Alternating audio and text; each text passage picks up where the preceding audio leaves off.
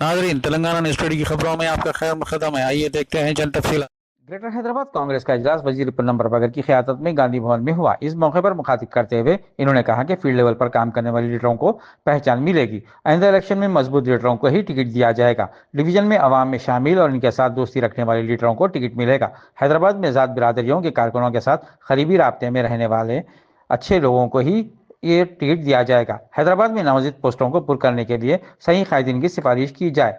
इन्होंने कहा कि आम इंतखाबात में कांग्रेस पार्टी को मजबूत होना चाहिए, तभी अजीम तर हैदराबाद का इलेक्शन जीतेंगे।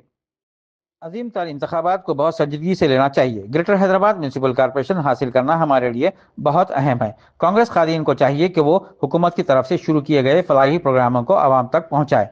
कांग्रेस की जानिब से आवाम के लिए जो स्कीमात शुरू की गई हैं, इनको आवाम तक पहुंचाना बेहद ज़रूरी है। पार्टी को मजबूत करने पर सबको तवज्जो देनी चाहिए। इंचार्ज ने कहा कि इस मौके पर दीपा दास मुंशी AICC इंचार्ज ने कहा कि हैदराबाद में कांग्रेस पार्टी पहले बहुत मजबूत थी, अब पार्टी को अपनी साबिका शान में वापस आना चाहिए। कायदीन और कारकुनानों को मिलकर काम करने की ज़रूरत है।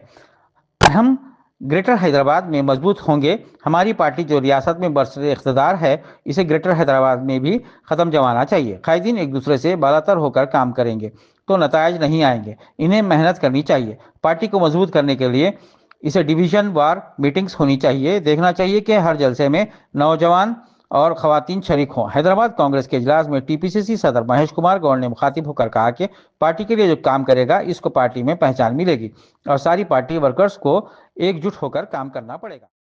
आइए देखते हैं इस सिलसिले में हमारे ब्यूरो चीफ मोहम्मद अली की ये रिपोर्ट कैमरामैन सैयद मोहम्मद इब्राहिम के साथ।